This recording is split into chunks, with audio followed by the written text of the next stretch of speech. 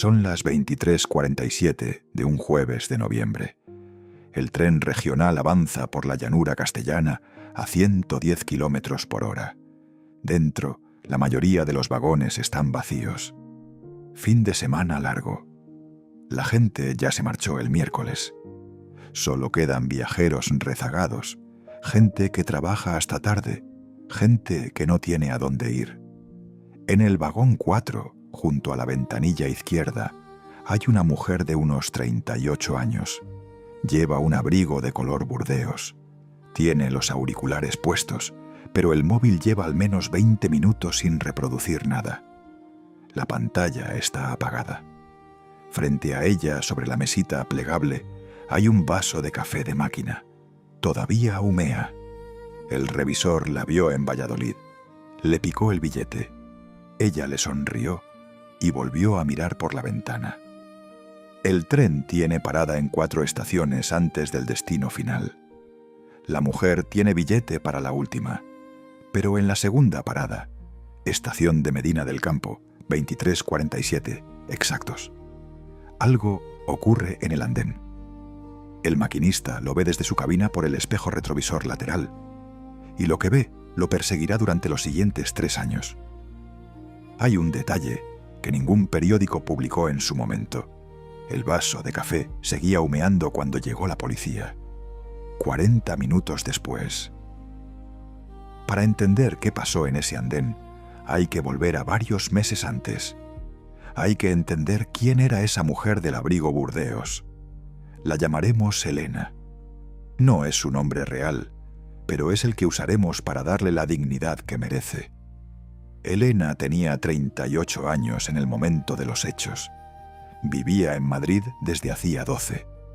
Había llegado desde una ciudad del norte siendo universitaria, con 2 maletas y una beca de investigación en la Complutense, que terminó convirtiéndose en su vida entera. Trabajaba como técnica de archivo en una fundación cultural del centro de la ciudad. Un trabajo que, según sus compañeros, le venía pequeño para lo que valía, pero que ella defendía con una frase que repetía a menudo: preservar la memoria de los demás es suficiente razón para levantarse. Le gustaba el café muy cargado, sin azúcar, y siempre llegaba al trabajo exactamente 5 minutos tarde. No por descuido. Sus compañeras decían que era un ritual. Necesitaba esos 5 minutos para caminar desde el metro sin prisa, sin mirar el móvil. Tenía una vida ordenada, no solitaria, eso es importante matizarlo, sino ordenada. Llamaba a su madre todos los domingos a las 10 de la mañana. Tenía un grupo pequeño de amigas de la universidad, con las que quedaba una vez al mes. Leía novela histórica, coleccionaba mapas antiguos, los tenía enmarcados por toda la pared del salón. No era una mujer sin historia, era una mujer con demasiada historia para caber en un titular. Hacía aproximadamente 8 meses, su vida había sufrido un cambio importante. Después de 6 años de relación, se había separado de su pareja, un hombre al que llamaremos Marcos. La separación, según las personas cercanas a Elena, no fue traumática al principio. Fue de esas rupturas que parecen civilizadas porque ninguno de los dos grita, pero que sangran por dentro durante mucho tiempo. Compartían piso. Elena se quedó. Marcos se fue a casa de su hermano. Durante los primeros meses, el contacto fue mínimo. Luego, empezó a no serlo tanto.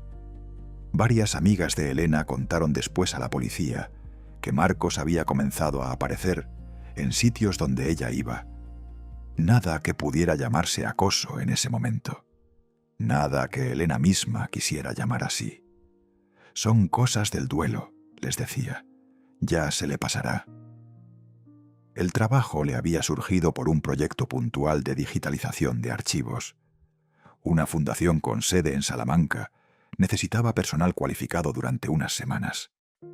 Elena lo aceptó. Le venía bien el cambio de aires, dijo.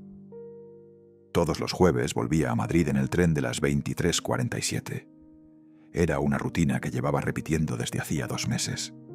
El mismo tren, el mismo vagón, casi siempre, el mismo café de máquina que compraba en la cafetería de la estación de Salamanca justo antes de embarcar. Su jefa en la Fundación de Salamanca la describió en una entrevista posterior como alguien que traía paz al espacio de trabajo. Una frase que parece hecha para los periódicos, pero que sus compañeros de Madrid confirmaron con otras palabras y sin saber que se estaban repitiendo. La noche del jueves en cuestión, Elena había tenido un día largo. Habían terminado la digitalización de un lote de documentos del siglo XVIII. Había celebrado con sus compañeros tomando algo en un bar del casco viejo. Vino blanco, aceitunas, conversación sobre historia. A las 22:30 se despidió, cogió su bolsa y caminó hacia la estación. El revisor que le picó el billete declaró más tarde que parecía cansada pero tranquila. Como alguien que está pensando en su cama, dijo. Subió al vagón 4. Se sentó junto a la ventanilla. Compró el café en el carro ambulante que pasó por los pasillos a los 10 minutos de salir de Salamanca. Se puso los auriculares y a las 23:47 el tren frenó suavemente en el andén de Medina del Campo. El cuerpo de Elena fue encontrado en el andén de la estación de Medina del Campo a las 00:23 de la madrugada. Lo encontró el agente de seguridad privada de la estación durante su ronda habitual. El andén estaba vacío desde hacía más de media hora. El tren había continuado su ruta y ya estaba a punto de llegar a su destino final. El agente de seguridad, un hombre de 52 años con 20 de experiencia, declaró que en un primer momento pensó que era alguien que se había desmayado. «Estas cosas pasan más de lo que la gente cree», dijo. «Gente mayor, gente con tensión baja, te llevas sustos». Pero cuando se acercó, comprendió que no era eso. Elena estaba al final del andén, en la zona menos iluminada, junto a una columna de hormigón que sostenía la marquesina. No había caído. Estaba colocada contra la columna, casi sentada, con el abrigo Burdeos todavía puesto. No describiremos el estado del cuerpo, más allá de lo que los informes policiales hicieron público.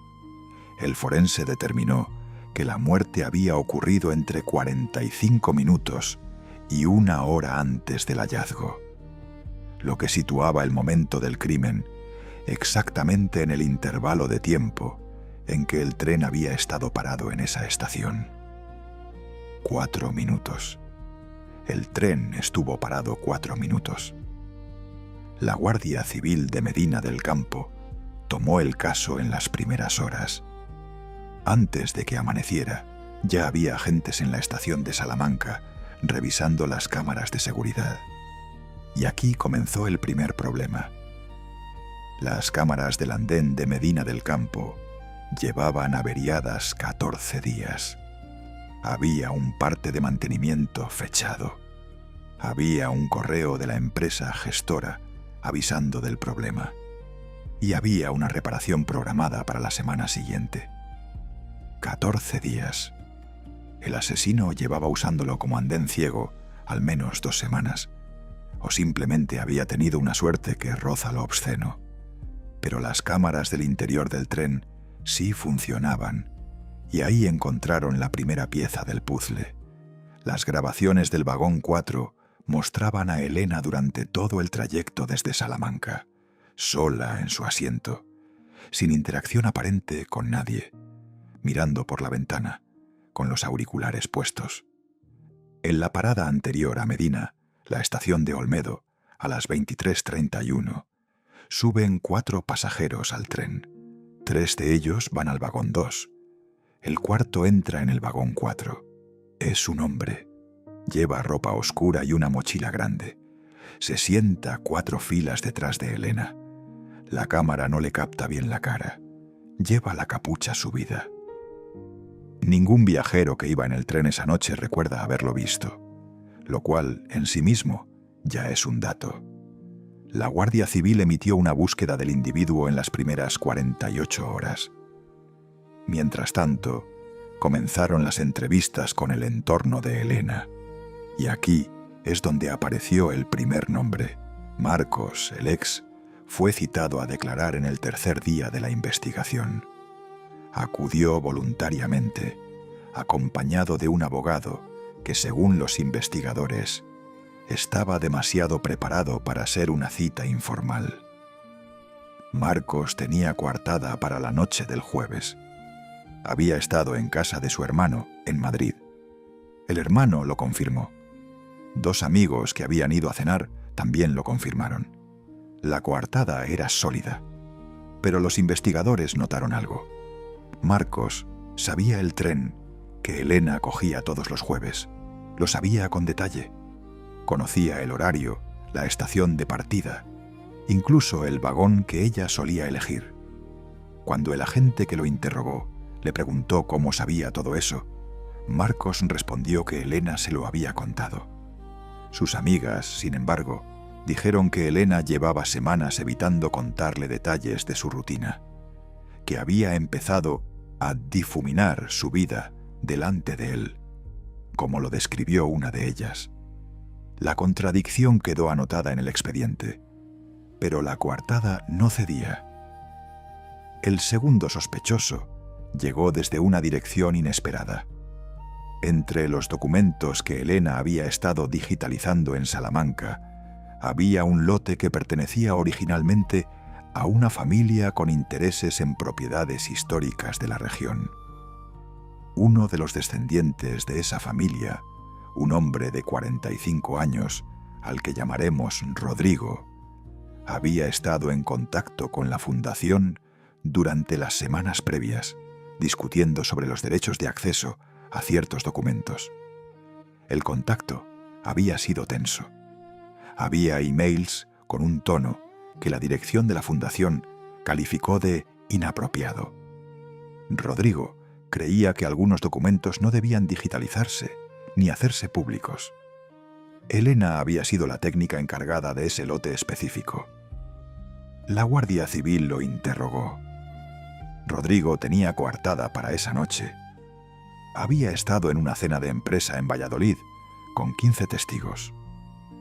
Pero sus movimientos en las semanas anteriores quedaron bajo escrutinio. Se revisaron sus registros de telefonía. Se analizaron sus desplazamientos. Nada. La investigación empezó a circular en espiral. 2 sospechosos con motivos distintos y coartadas que no rompían. Un testigo clave, el maquinista, que había visto algo en el andén, pero cuyo testimonio planteaba más preguntas que respuestas. Volvamos al maquinista. Su nombre no se hizo público durante el proceso. En los informes aparece como testigo T1. Lo llamaremos simplemente el maquinista. Cuando el tren detuvo en Medina del Campo a las 23:47, el maquinista llevaba la ruta durante 14 años.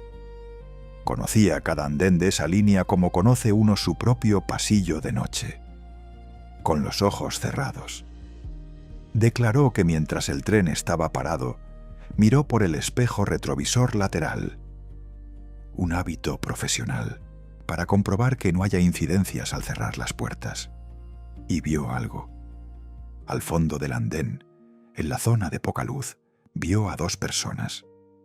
Una de ellas llevaba un abrigo de color oscuro, que el informe forense identificaría después como el burdeos que usaba Elena, que bajo la luz amarilla del andén parecía casi negro. La otra persona era más alta. Estaba de pie, de espaldas al tren. El maquinista no les dio importancia. En los andenes pasan cosas. La gente se despide, se abraza, discute, llora. No es asunto del maquinista. Cerró las puertas, arrancó el tren, pero hay algo en su testimonio que los investigadores tardaron semanas en procesar correctamente. El maquinista dijo que la persona alta llevaba algo colgado al hombro. Una mochila grande, dijo, de las que usan los deportistas. Pasaron 6 semanas desde la muerte de Elena. La investigación estaba encallada.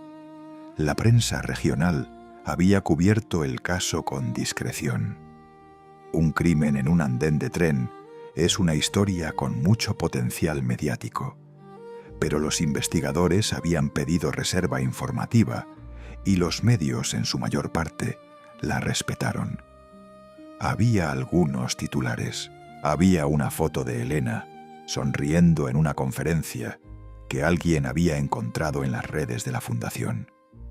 Había declaraciones institucionales de condena y había silencio donde debía haber respuestas. El equipo investigador amplió el perímetro.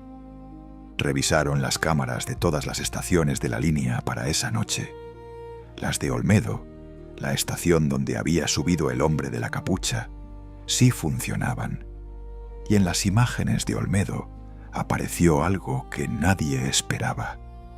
En el aparcamiento de la estación de Olmedo, a las 23:19, 12 minutos antes de que el tren llegara, un coche aparcó en una zona sin cámara directa.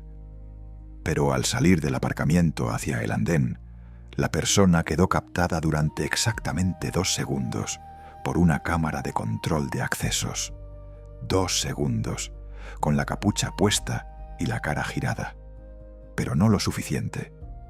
Los 2 segundos de imagen no eran suficientes para una identificación directa, pero sí para algo.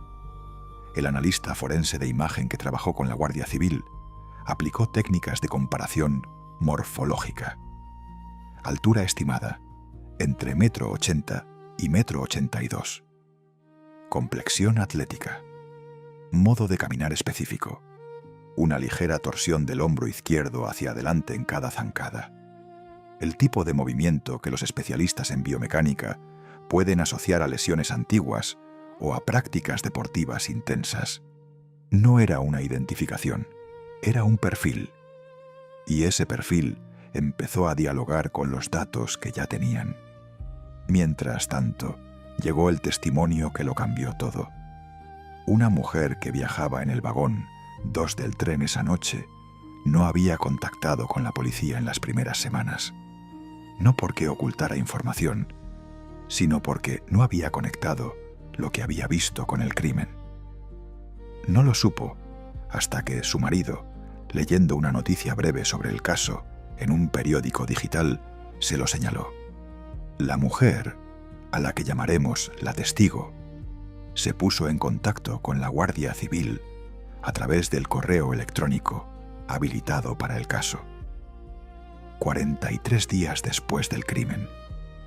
Su testimonio tardó 3 días en ser procesado porque llegó mezclado con decenas de correos de personas que habían visto cosas y que en su mayoría no aportaban nada útil.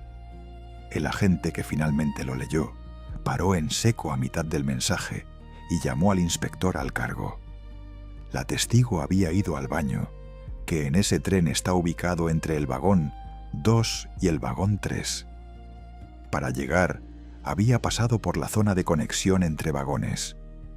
Y en ese espacio, que es incómodo y ruidoso, y que nadie usa si no tiene necesidad, había visto a un hombre de pie, mirando hacia el vagón 4. No le había dado importancia. Pensó que esperaba para usar el baño, pero recordaba detalles. La mochila deportiva, el modo en que el hombre estaba de pie, no con la incomodidad de quien espera, sino con la quietud de quien observa. Y sobre todo, recordaba que el hombre llevaba guantes finos, de los que parecen de conducción. En noviembre, en un tren con calefacción. Llevaba guantes dentro del tren. Con el testimonio de la testigo, la investigación tuvo un punto de anclaje. El hombre había estado en el vagón 3, o en su conexión, durante el trayecto. Eso significaba que había planificado su movimiento. Sabía cuándo bajar. Sabía cuánto tiempo tenía. 4 minutos de parada. Y sabía exactamente dónde iba a estar Elena. La Guardia Civil volvió a Marcos. esta vez con más preguntas y con la morfología extraída de las imágenes de Olmedo. El inspector al cargo solicitó una orden judicial para acceder a los registros de actividad física de Marcos. Era usuario registrado de varias aplicaciones de running y de un gimnasio en Madrid.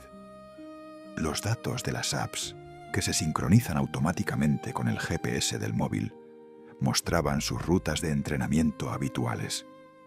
Y mostraban algo más. El día de los hechos, el móvil de Marcos no había registrado actividad desde las 21:14, algo inusual para alguien que, según los registros, llevaba el teléfono siempre encima y lo usaba constantemente. El móvil de Marcos se había apagado, o más exactamente, había dejado de emitir señal a las 21:14 y había vuelto a emitir señal a las 01:47 de la madrugada, cuando ya estaba de vuelta en Madrid. La coartada de los amigos situaba la cena en casa del hermano de Marcos. La cena, dijeron, había durado hasta casi las 2 de la mañana. Nadie podía decir con exactitud a qué hora cada uno había llegado, ni a qué hora exacta había empezado. El hermano recordaba que Marcos estaba cuando llegaron los demás, pero no recordaba haberlo visto llegar. El fiscal le pidió al juez instrucción para ampliar la intervención de comunicaciones. Lo que encontraron en los mensajes borrados de un segundo número de teléfono, un número prepago registrado meses antes a nombre de una empresa inexistente, fue la pista que cerró el cerco. Había mensajes de seguimiento, preguntas sobre los horarios de Elena, fotos tomadas desde la distancia y una conversación 3 semanas antes del crimen en la que Marcos escribía al número prepago. Asimismo, en lo que los investigadores interpretaron como notas de planificación disfrazadas de conversación, una sola frase: el jueves, el tren de las 23:47, Medina. Marcos fue detenido 71 días después de la muerte de Elena. La detención se produjo en Madrid a primera hora de la mañana, cuando salía de su bloque para ir al trabajo. No opuso resistencia. Según el agente que lo detuvo, preguntó en voz muy baja: ¿Ya lo saben todo? Nadie respondió.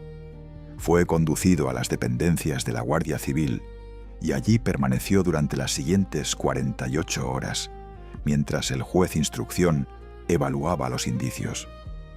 Fueron suficientes para dictar prisión provisional sin fianza. Su abogado de oficio sustituyó al que le había acompañado en las primeras semanas, cuyo contrato terminó cuando Marcos dejó de poder pagarlo. Declaró a la prensa que su cliente mantenía su inocencia y que los indicios eran circunstanciales y susceptibles de múltiples interpretaciones. Era una defensa técnicamente correcta, pero había más. En el registro del domicilio de Marcos, el piso donde había vivido con Elena, y del que él tenía copia de llaves que, según todos los indicios, nunca devolvió, encontraron varias cosas. Un par de guantes finos de conducción, guardados en el fondo de un cajón, dentro de una bolsa de plástico. El análisis de ADN tardaría semanas, pero el tipo de guante coincidía con la descripción de la testigo. Un mapa de la línea de tren Salamanca-Madrid, con varias estaciones marcadas, entre ellas Medina del Campo. Junto a ella, una anotación escrita a mano con la duración de la parada, 4 Minuplenur, y una carpeta con impresiones de artículos sobre el sistema de videovigilancia en estaciones de Renfe, algunos marcados con subrayado amarillo. La defensa argumentó que todo eso podía tener una explicación inocente. El mapa podía ser de cualquier época. Los guantes son un objeto cotidiano. Los artículos sobre cámaras podían responder a cualquier interés. Era cierto. Individualmente, nada de aquello era una condena. Pero el juicio no se gana con piezas individuales. El proceso se celebró 17 meses después de la detención. Duró 11 días. La sala estuvo llena, todos ellos. Familia de Elena en un lado, familia de Marcos en otro. Y entre ambos grupos, el silencio tenso, que solo existe cuando dos mundos que alguna vez estuvieron conectados se enfrentan a través de la tragedia de un hecho irreversible. La madre de Elena asistió a todas las sesiones. No habló con la prensa en ningún momento. Llegaba puntual, se sentaba en la primera fila y tomaba notas en una libreta pequeña. Nadie supo qué escribía. El punto de inflexión del juicio llegó en el cuarto día, con la declaración de la testigo del vagón 2. Fue precisa, no dramatizó, describió lo que había visto con la misma tranquilidad con que podría describir qué había comido el día anterior. Cuando el abogado defensor intentó hacer dudar de su memoria, ¿puede estar segura de lo que vio en un espacio tan breve y en condiciones de poca luz? Ella respondió sin vacilar. Llevaba guantes dentro de un tren calefactado. Cuando ves algo así, te queda grabado. El defensor no continuó esa línea de preguntas. El maquinista declaró el sexto día. Su descripción de las dos figuras en el andén, una con el abrigo oscuro, otra de pie con la mochila, fue coherente con lo que las pruebas forenses habían reconstruido. Y luego llegó la prueba que el fiscal había guardado para el final: la mochila deportiva. Durante el registro del domicilio de Marcos, se había encontrado una mochila grande, de marca, con el compartimento principal vacío. Pero en el compartimento lateral, que es pequeño y que a menudo se olvida al limpiar una mochila, quedaban fibras textiles. El análisis de esas fibras determinó que coincidían con el tejido del abrigo Burdeos de Elena. No era una coincidencia que la defensa pudiera desactivar. El fiscal lo dijo con calma, sin subir el tono, con la precisión de quien no necesita la emoción para convencer. Las fibras no mienten. El acusado llevaba esa mochila. Esa mochila estuvo en contacto con el abrigo de Elena. Marcos no testificó en su propio juicio. El veredicto llegó al 11º día. Culpable de asesinato con alevosía. La premeditación quedó establecida por la evidencia del número prepago, del mapa, de la documentación sobre cámaras. La alevosía por las circunstancias. Un andén vacío, una víctima de espaldas, un tiempo de parada calculado al segundo. La sentencia fue de 22 años de prisión. El abogado defensor anunció recurso. El recurso fue desestimado. Durante el juicio se reveló un dato que la prensa no había publicado antes. En los mensajes del teléfono prepago, 3 semanas antes del crimen, había una línea que el fiscal leyó en voz alta en sala. Ella no tiene miedo porque no sabe que debería tenerlo. La sala guardó silencio durante varios segundos después de que el fiscal leyó esa frase. El magistrado no tuvo que pedir orden. Ese silencio lo dijo todo. Hoy, Marcos cumple condena en un centro penitenciario del centro de España. Ha solicitado en 2 ocasiones el inicio de revisión de condena por la vía ordinaria. Ambas solicitudes han sido denegadas. La familia de Elena, su madre, su hermana pequeña, 2 amigos que se convirtieron en portavoces informales, creó una fundación pequeña en su nombre, no para hablar de cómo murió, para recordar en qué trabajó: la preservación de documentos históricos. La fundación colabora con archivos regionales y concede anualmente una beca para jóvenes investigadores. Eligieron ese camino porque Elena lo habría elegido. La estación de Medina del Campo actualizó su sistema de videovigilancia 3 meses después de la sentencia firme. Todos los andenes tienen cobertura ahora. Fue una mejora que muchos calificaron de tardía. Lo era. algo que los medios no recogieron de manera amplia.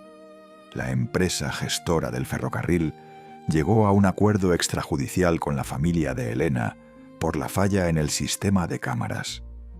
Los términos no son públicos. La familia aceptó porque, como explicó su abogado, prolongar ese proceso no devuelve nada. El maquinista se jubiló el año siguiente a la sentencia. Había solicitado el cambio de ruta en cuanto pudo. En una entrevista que dio a un periodista de un diario regional, la única que concedió, dijo algo que merece quedarse aquí. Yo vi 2 personas en el andén y pensé que era algo que no me incumbía. Ojalá hubiera pensado otra cosa, no lo sé, pero pienso en eso todos los días. No tiene culpa, pero esa es la naturaleza de los testigos involuntarios. Cargan con el peso de lo que no pudieron saber. Ahora es el momento de volver al principio, al vaso de café que todavía humeaba cuando llegó la policía. 40 minutos después de la muerte de Elena. El forense lo incluyó en su informe como dato de contexto. El café acababa de comprarse. Elena llevaba poco tiempo en el tren cuando algo, el mensaje, la presencia, algo que sintió, la hizo salir en esa parada. ¿O no salió por voluntad propia? Las pruebas indicaron que no. Pero el detalle del café persiste porque dice algo sobre el tiempo, sobre lo poco que tarda todo en cambiar. Un café que humeaba, una mujer que miraba por la ventana, 4 minutos de parada. El café siguió caliente durante 40 minutos porque nadie lo derramó, nadie lo tiró. Estaba sobre la mesita del vagón 4, esperando a una pasajera que no volvería a sentarse. La justicia llegó, con todos sus plazos y sus recursos y sus silencios. Llegó. Pero la memoria de Elena no depende de la justicia para existir. Depende de que alguien la cuente, de que no se reduzca a un titular de periódico o a un número de expediente. Ella preservaba la memoria de los demás. Es justo que alguien preserve la suya. Esto ha sido Relatos de Sangre. Si este caso te ha generado preguntas o reflexiones, déjalas en los comentarios. Y si hay un caso que crees que deberíamos cubrir, uno que merece ser contado con tiempo y con respeto, también puedes dejarlo ahí abajo. Nos vemos en el próximo episodio.